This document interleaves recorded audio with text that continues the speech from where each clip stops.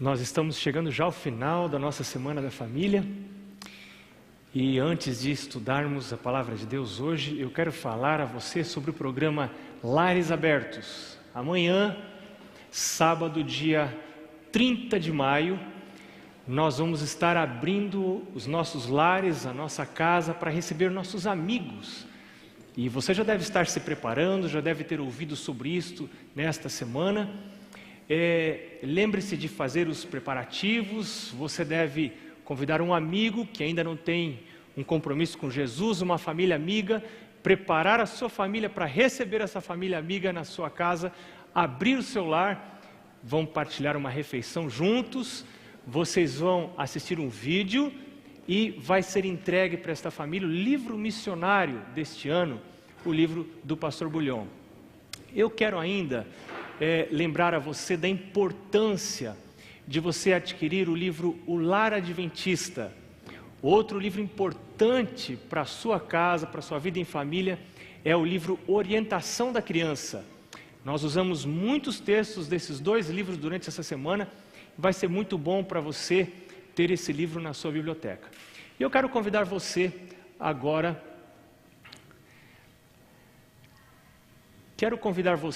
a abrir a Bíblia no livro de Gênesis, capítulo 6. Gênesis, capítulo 6.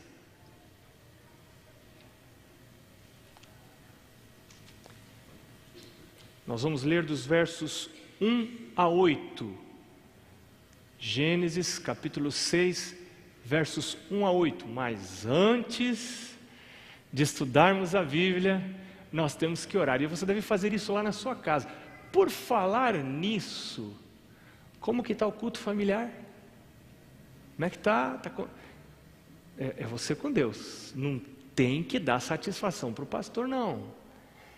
É você com Deus. A vida da casa depende da busca do Senhor. Jesus é a fonte da vida. Ele diz: eu vim para que todos tenham vida. Você tem que beber, levar sua família para beber da vida também, cada manhã. Além do culto familiar, tem o seu momento de comunhão com Deus. Você com Deus, sozinho, pode ficar um pouquinho mais de tempo. Culto familiar, lembre-se, é curto mesmo. Culto de manhã, curto, e à noite um culto curto. Não se esqueça disso. 10 minutos máximo. Agora, você sozinho com Deus, você pode ficar 2 horas, 3 horas, 4 horas, né? Mas lembre de trabalhar um pouquinho também, faz bem, ganha salário e é importante, mas primeiro o reino de Deus, e todas as outras coisas vos serão acrescentadas. Vamos orar para ler a Bíblia? Vamos orar então. Senhor, mais uma vez estamos na Tua casa para sermos instruídos, não por lábios humanos, mas pela voz suave, impressiva do Teu Espírito. Nós estamos aqui porque precisamos. Nós não vamos à igreja porque somos mais santos do que aqueles que não vêm. Nós vamos à igreja porque sentimos que a nossa necessidade é grande. E nós queremos vida eterna, queremos salvação para nós, para a nossa família, para os nossos filhos. E estamos aqui nesse lugar em busca disto, Senhor. Senhor, nós queremos convidar o Espírito Santo para estar aqui. Queremos convidar o Filho Jesus para estar aqui. Queremos convidar o Pai também para estar aqui. A Tua palavra diz que o Senhor quer vir e fazer morada em nós. Então nós te convidamos para fazer isto agora. Enquanto lemos a Bíblia, enquanto estudamos os seus conceitos, que o Teu Espírito abrande o nosso coração, para que recebamos a Tua palavra com alegria. Estas bênçãos nós pedimos e agradecemos em nome de Jesus. Amém. Gênesis capítulo 6, uma época terrível da história desse mundo, uma época de crise. Nós estamos vivendo momentos de crise. Recentemente o mundo passou por uma crise econômica que abalou os fundamentos de muitas nações. E este aqui é um momento de crise. Como se foram multiplicando os homens na terra, e lhes nasceram filhas, vendo os filhos de Deus, que as filhas dos homens eram formosas, muito bonitas. Por que as filhas dos homens às vezes parece que são tão bonitas? A roupa que elas usam não é para cobrir, é para revelar. As filhas de Deus usam roupa para cobrir. As filhas dos homens usam roupas para revelar. Bom, tomaram para si mulheres, as que, entre todas, mais lhes agradaram. O critério não era a vontade de Deus, era os meus olhos. Que agrada os meus olhos. Esse é o critério que eles usavam. Naquele tempo, já é um critério jurássico, antediluviano. Então disse o Senhor: o meu espírito não agirá para sempre no homem, pois este é carnal, e os seus dias serão 120 anos. Ora, naquele tempo havia gigantes na terra. E também depois, quando os filhos de Deus possuíram as filhas dos homens, as quais lhes deram filhos, estes foram valentes, varões de renome na antiguidade. Viu o Senhor, verso 5, que a maldade do homem se havia multiplicado na terra, e que era continuamente mal todo o desígnio do seu coração. Então se arrependeu o Senhor de haver feito o homem na terra, e isto lhe pesou no coração. Disse o Senhor: farei desaparecer da face da terra o homem que criei, o homem e o animal, os répteis, as aves dos céus, porque me arrependo de os haver feito. Dor no coração de Deus. Já havia muito sofrimento naquela época. O coração de Deus doía, porque com o pecado o homem sofria. Deus sofre com o pecado, porque o pecado machuca. Verso 8: porém, Noé achou graça diante do Senhor. Eis a história de Noé, verso 9. Noé achou graça diante do Senhor. Verso 5 diz que o homem tinha um procedimento horrível por causa da sua natureza pecaminosa. Era continuamente mal todo o desígnio do coração.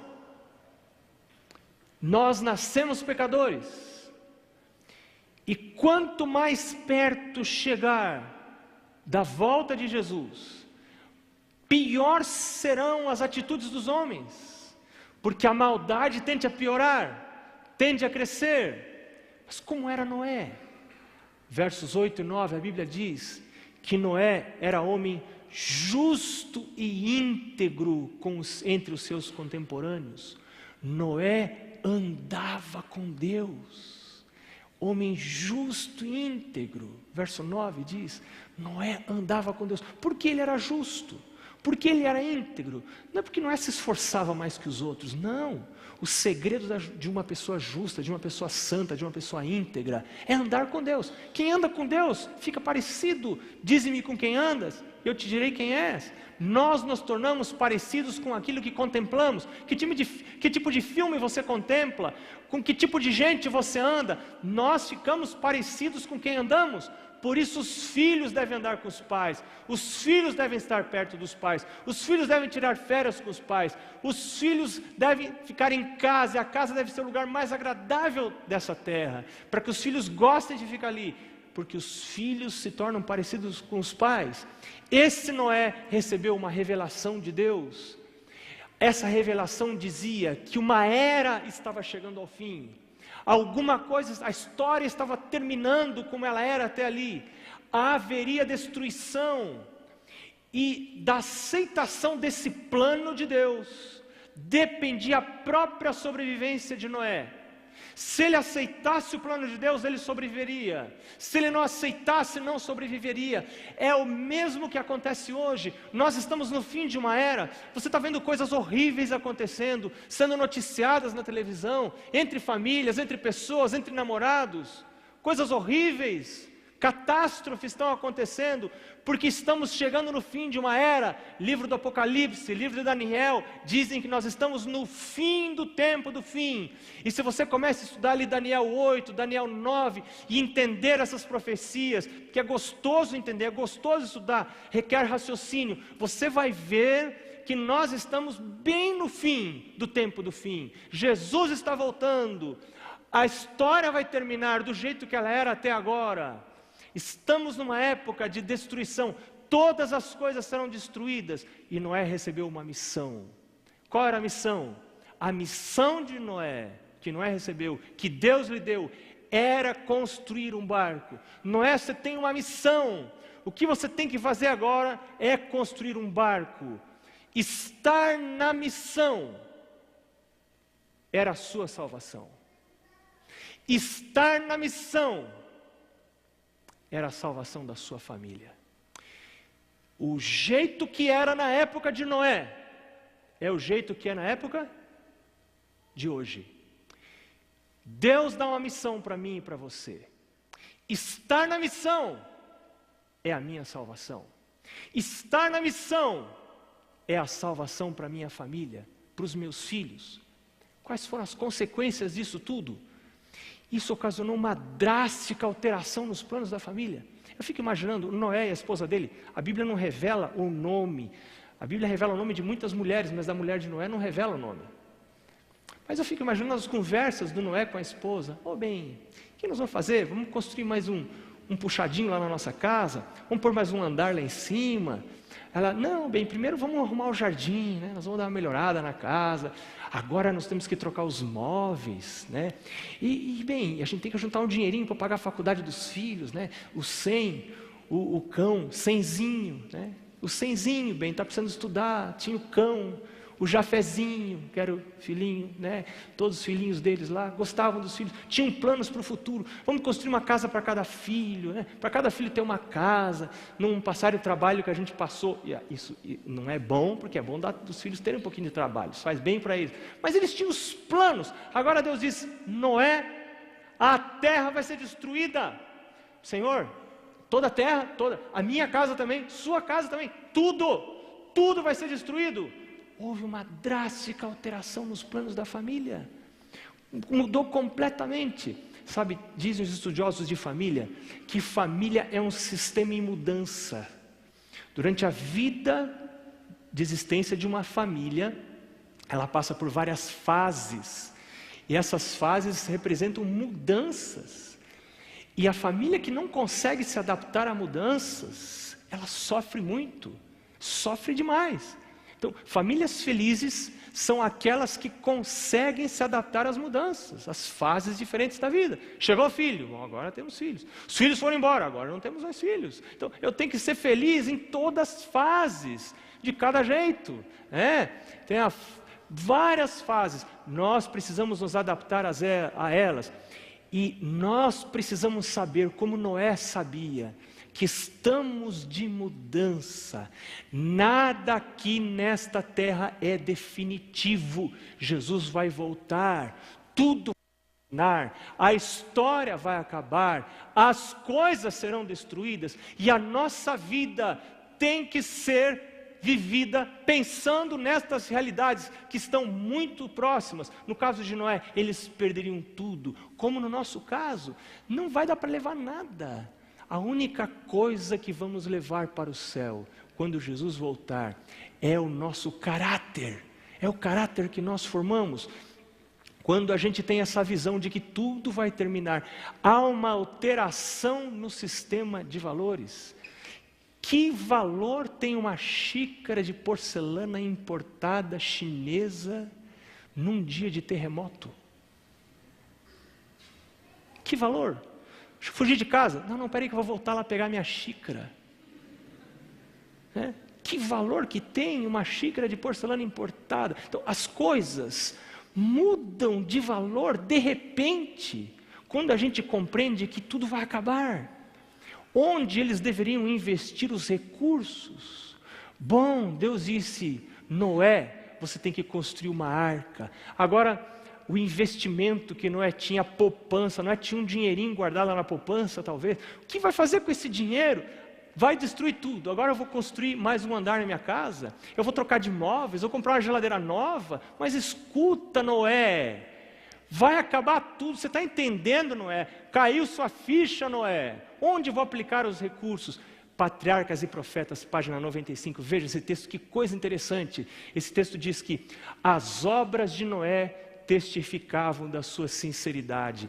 Ele deu ao mundo o exemplo de crer precisamente no que Deus diz. E olha a última frase: tudo o que Noé tinha, ele empregou na arca.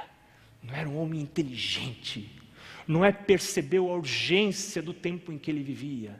E ele percebeu que a arca seria a sua salvação. Tudo que ele tinha, ele investiu na arca. A casa dele, a propriedade dele, tudo que ele tinha, ele investiu na construção da arca. Deus faz um pacto, um concerto, uma aliança com a família de Noé. Olha que lindo isso que está no verso 18. Diz assim: contigo, porém, estabelecerei a minha aliança, diz Deus. Entrarás na arca. Quem? Você, Noé. Quem mais? Teus filhos. Quem mais? Tua mulher. Quem mais?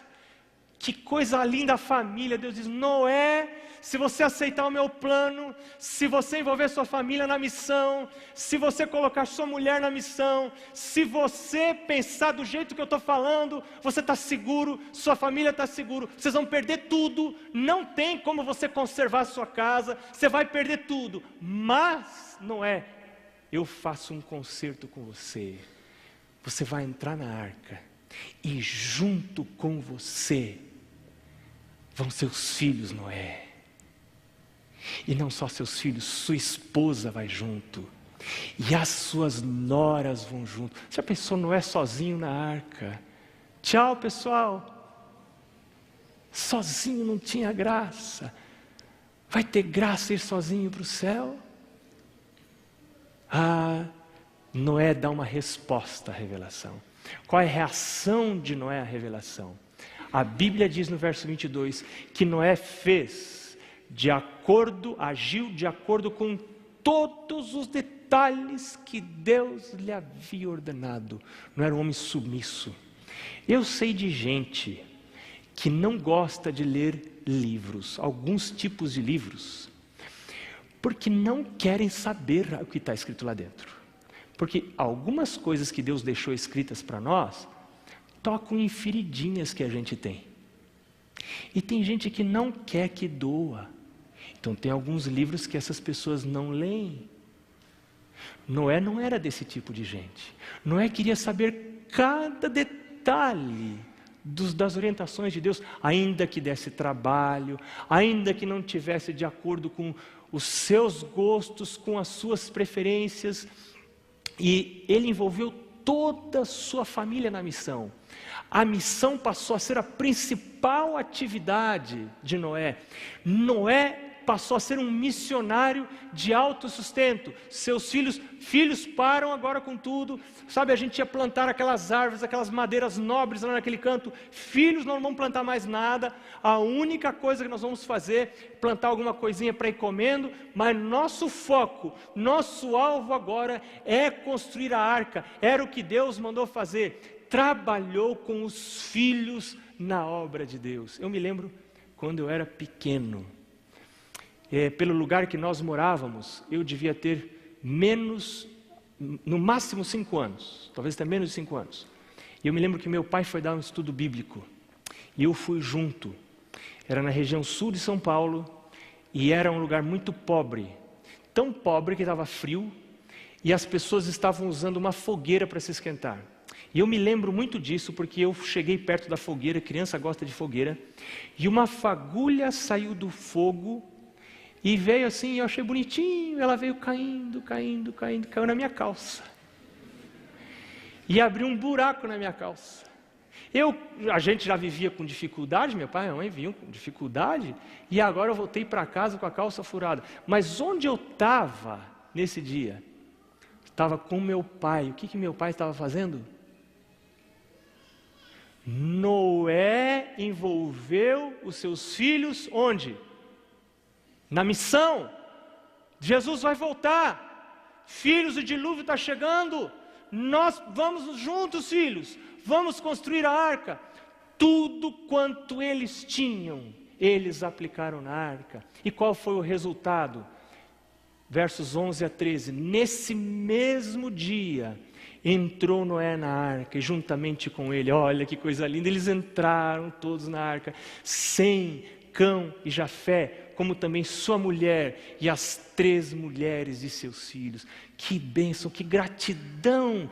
O momento era de tensão, estava perto de acontecer algo, uma catástrofe terrível, mas ao mesmo tempo aquele conforto. Deus havia cumprido sua promessa, entraria ele e a família toda. Não existe, meus irmãos, não existe uma outra maneira de manter os filhos perto de Deus.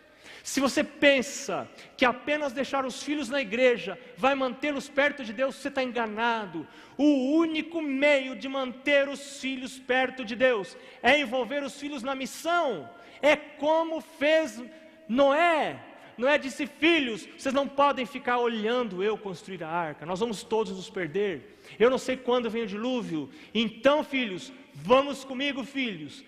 Noé era um pai legal, não era um pai querido, e a Bíblia diz que ele era um homem justo, um homem andava com Deus. Uma pessoa que anda com Deus, aquele que está em mim produz muito fruto, disse Jesus. E Paulo diz: o fruto do Espírito é amor, alegria, paz, bondade, benignidade. Que pessoa querida, que pessoa agradável que era Noé. Noé não teve dificuldade para convencer os filhos, não teve filho que ficou lá dormindo. Ah, pai, para, pai. Não, pai, filhos, vamos construir a arca. Vamos lá, pai. E os filhos foram junto com Noé. Não existe outra maneira de você manter os filhos perto de Deus que não seja colocá-los na missão, envolvê-los na missão, contar histórias de missionários, ler para eles, mostrar vídeos para eles, envolvê-los no serviço de Deus, lembrá-los que os dízimos, as ofertas deles estão pregando o evangelho também. Hebreus 11:7 diz: pela fé, Noé, divinamente instruído acerca de acontecimentos que ainda não se viam, e sendo temente a Deus, fez o quê? Aparelhou uma arca. Para quê? Olha o que diz lá em Hebreus. Ele aparelhou a arca para quê? Para salvar a sua casa. Você quer salvar a sua casa? Você tem que fazer o que Deus falou. Jesus está voltando. A gente precisa pregar o evangelho. A gente precisa entrar no programa dos lares abertos, preparar a casa, convidar alguém para jantar lá em casa, fazer amizade para pregar o evangelho. É pela qual, diz o texto, condenou o mundo e se tornou herdeiro da justiça que vem pela fé. Como é que você pode envolver os filhos na missão? Em primeiro lugar, é você participando da missão. Os filhos não vão muito atrás do que a gente fala, eles vão atrás do que a gente faz. Então, em primeiro lugar, eu quero sugerir a você, eu tenho feito esse propósito na minha vida. Eu tenho que fazer coisas que os meus chefes esperam que eu faça. E se eu não fizer, eles vão arrumar um outro lugar para eu trabalhar, e eles estão certos. É isso mesmo. Então tem coisas que os meus chefes esperam que eu faça e eu tenho que fazer. Mas tem horas que os meus chefes não esperam que eu faça nada. Nessas horas, eu como pastor, eu estou dizendo, né? Nessa hora que eu vou descobrir se eu trabalho pelo salário ou se eu trabalho para Jesus. Tá certo? Eu fazer as coisas como pastor, eu fazer as coisas que os meus chefes esperam que eu faça, eu não sei se eu estou trabalhando para ganhar o salário de pastor ou se eu estou trabalhando para Jesus. Você concorda comigo? Que horas que eu vou descobrir se eu trabalho para Jesus mesmo? É a hora que eu podia estar na minha casa, calção. Sabe que o pastor usa calção? Sabia disso? Só vê de gravado. Eu gosto de usar calção. calção, chinelo de dedo, ficar fazendo assim com o dedo, ó. Que delícia! Então, nessa hora que eu podia estar lá de chinelo na minha casa, mas eu saio da minha casa e e às vezes vou arrastado, porque minha natureza carnal não quer que eu saia de casa.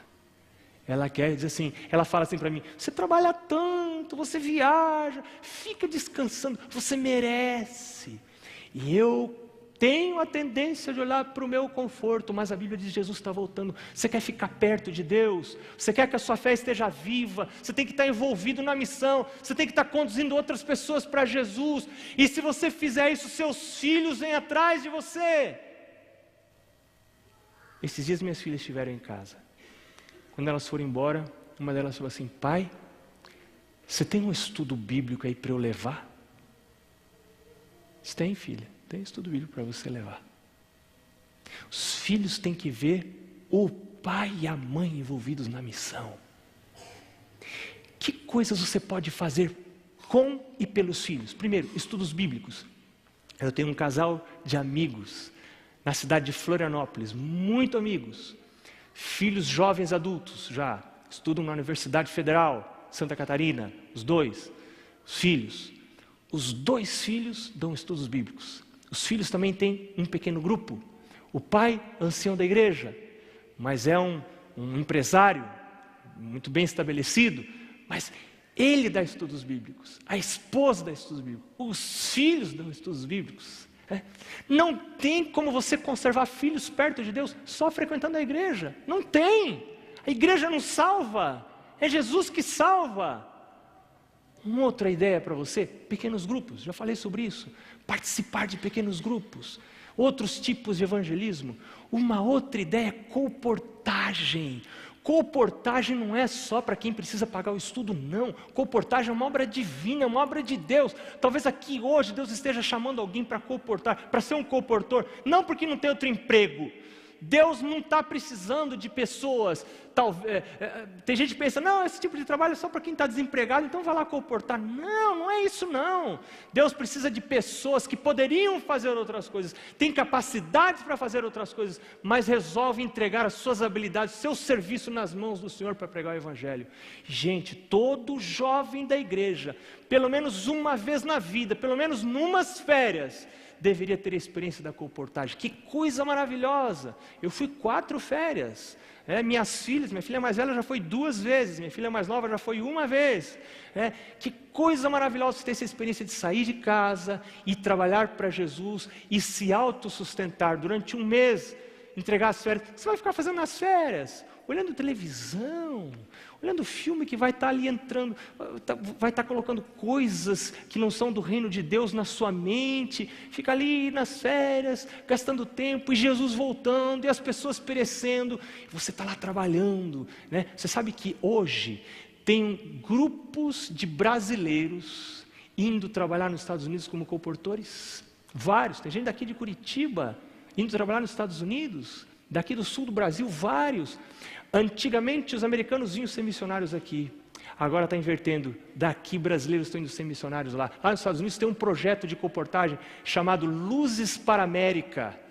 Nesse projeto, brasileiros estão indo lá vender livros: Grande Conflito, Ciência do Bom Viver, batem nas casas e vendem esses livros.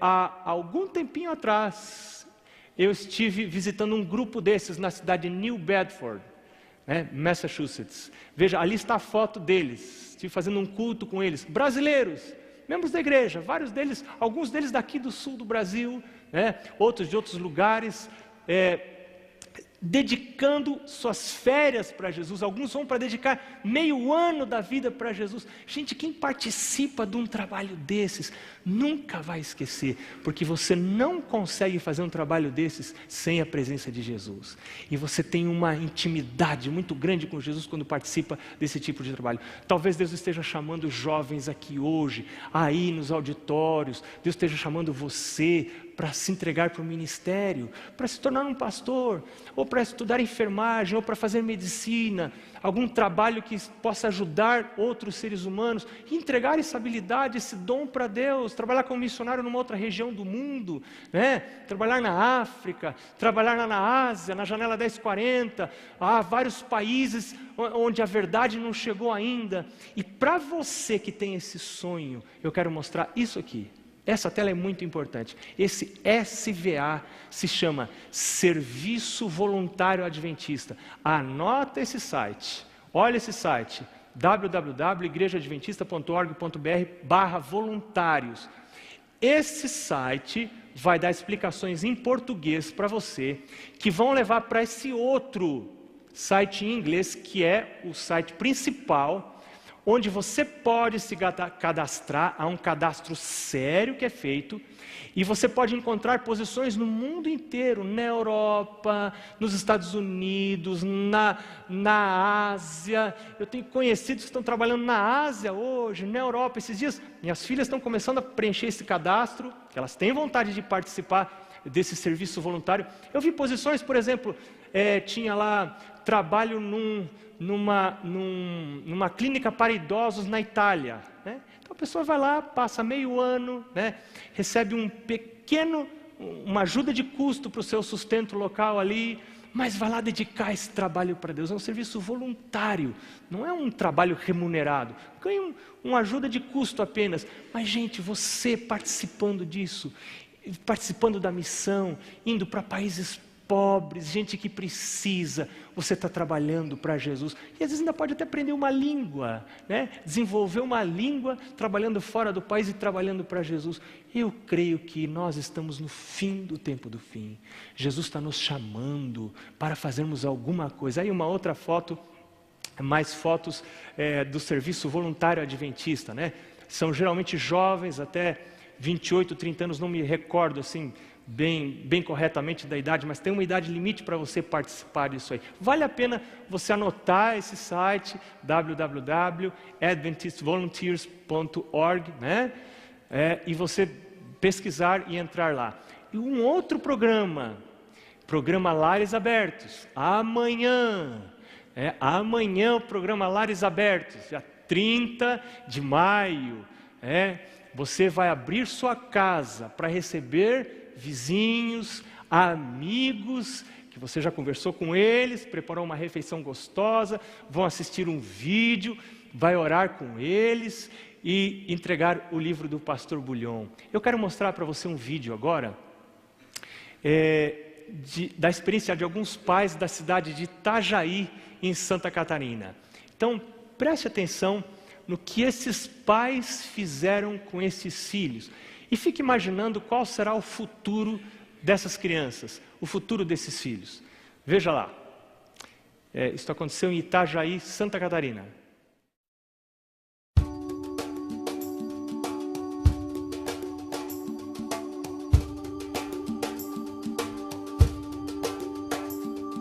Para servir a Deus não tem idade. Com essa frase simples e incisiva, Heitor, de apenas 10 anos, sintetiza o trabalho que ele e outras crianças fazem na Praia Brava, litoral norte de Santa Catarina. Começou pelo incentivo da igreja, né? Os apelos dos pastores, e eles viram muito assim nos membros da igreja trabalhando, se envolvendo, e nos apelos dos pastores eles propuseram assim, vamos fazer alguma coisa. Heitor me convidou para fazer com eles a classe bíblica, daí eu aceitei e eu comecei a fazer com eles. Que ele viu o vídeo da Andressa e ele se interessou bastante. Preocupação a gente sempre tem, porque as coisas para Deus têm que ser bem feitas, né? Mas graças a Deus, assim, eles têm bastante responsabilidade e compromisso. E a igreja apoia muito. A gente vai nas casas semar quando elas não vão. Daí quando elas vão, a gente faz sorteio para se tornar uma coisa mais legal. Não começou por acaso. As crianças, neste caso, têm o apoio e o exemplo dos mais velhos. Se as crianças pequenininhas, que mal se dá valor, né, na realidade, estão fazendo alguma coisa, envergonha a gente se não fazer nada. Envergonha. A gente tem que fazer alguma coisa também. É uma semente que vai dar um fruto muito saboroso no final, né? E os pais, eles... Hoje, na verdade, eu poderia sair com a minha família na terça-feira para um outro lugar. Eu poderia fazer uma outra atividade, né? Mas, na verdade, o nosso futuro depende das escolhas de hoje, né? Primeiro eles chegam, daí eles fazem pedido de agradecimento, eles oram, e depois eles sabem o que eles fizeram de bom ou de errado no dia. Aí depois a gente canta alguma música, faz uma oração, depois a gente faz isso tudo. Como se fosse uma escola sabatina filial. Bem legal, né? A gente gosta assim de ficar com eles, porque também é de um jeito bem brincalhão, assim, ficar com eles. Eles fazem perguntas que a gente consegue responder. E quando eles fazem perguntas, a gente consegue responder sempre. E se não conseguir? Aí a gente pede conselho de alguém que tem mais experiência do que a gente. O resultado de tanto empenho é o batismo da Maiara, de 9 anos, que até já ajuda na classe bíblica, ensinando o que aprendeu. Eu me batizei para eu ir no caminho bom, do lado bom, para um dia eu ir para o céu com Jesus. Para o meu pai eu já pedi, só que ele não veio.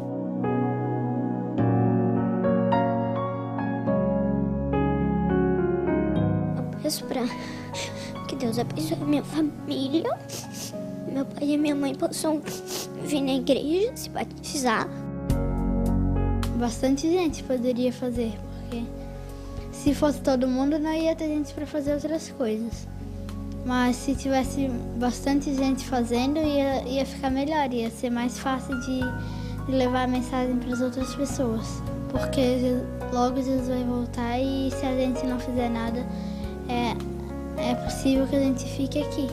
O conselho é que incentive os filhos, porque Jesus vai voltar e as nossas crianças, elas não são o futuro da igreja, elas são já. Às vezes um dinheiro que podia ser gasto por um móvel, uma outra coisa qualquer, investe-se nisso e tem um lucro muito maior do que se imagina, viu? A classe bíblica ensina eles a respeitar, a não falar mal dos outros, a ajudar, assim, as pessoas. Qual que é o seu maior sonho? Ir no céu com toda a minha família.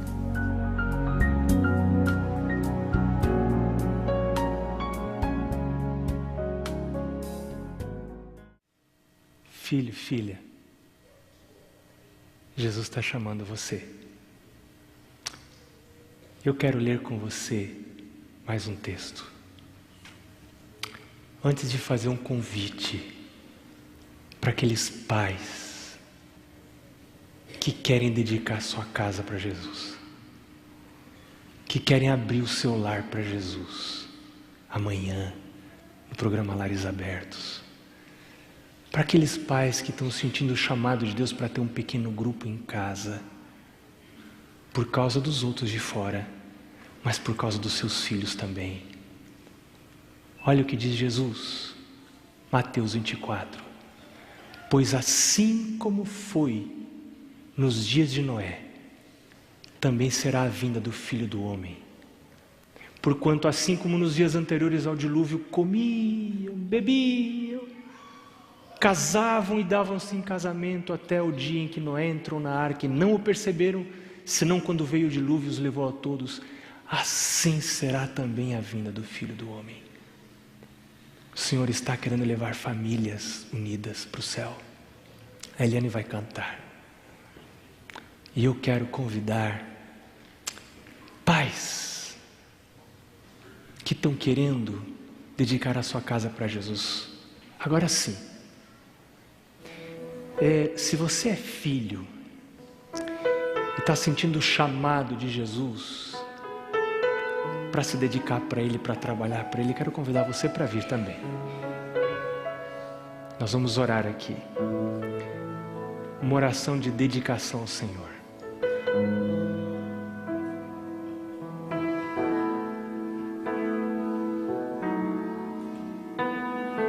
Deus nos chama para servir o seu nome, proclamar, levando o evangelho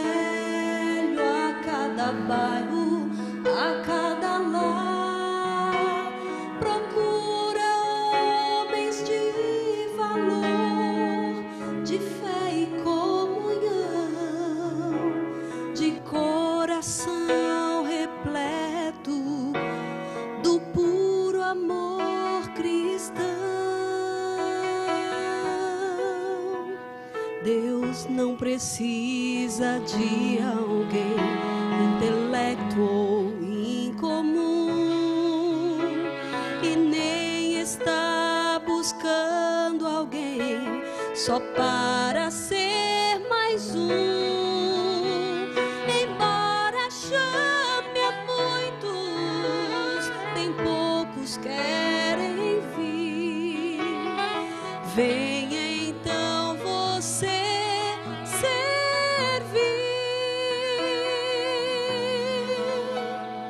Venha com coragem, amor e compaixão, cheio de bondade e santa convicção, sem temer a morte, se Cristo lhe pedir. Venha então você servir.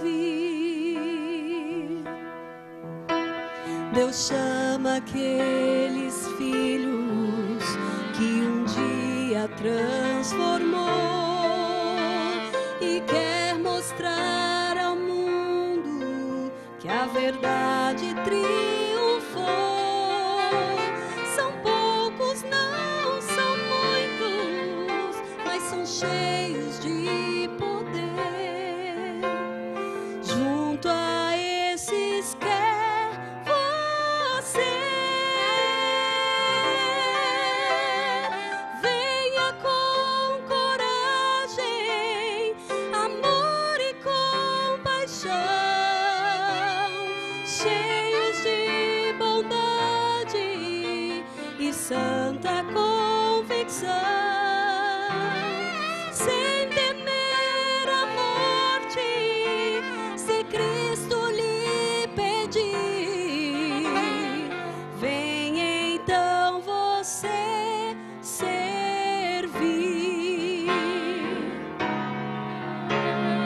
Venha com coragem, amor e compaixão, cheios de bondade e santa convicção, sem temer a morte, se Cristo lhe pedir. Venha então você servir. Venha então você servir. Venha então você servir.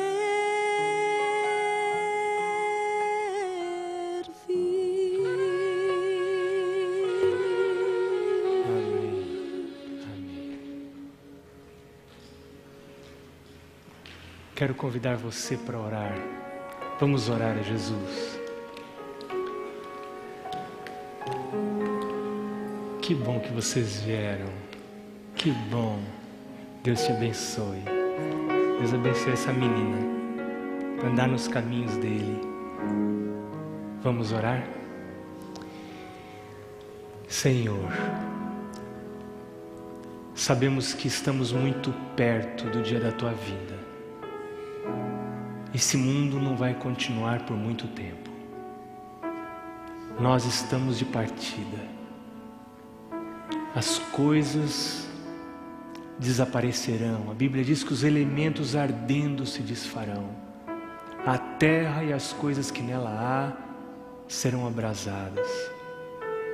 Senhor, hoje é o dia que temos para nos entregarmos ao seu serviço. Quanta bênção tem trabalhar para o Senhor, oferecer a vida ao Senhor. O Senhor promete bênçãos para nossos filhos, para a nossa família. Aqui existem jovens, existem pais querendo dedicar os seus filhos ao Senhor. Jovens querendo dedicar a sua própria vida. Crianças também estão aqui, desejando te servir. Senhor, aceita esta oferta. Nós pedimos estas bênçãos e agradecemos. Em nome de Jesus. Amém. Que o Senhor abençoe você. Dê um bom descanso para você. Amanhã nós continuamos esta Semana da Família. Um abraço para você e até lá.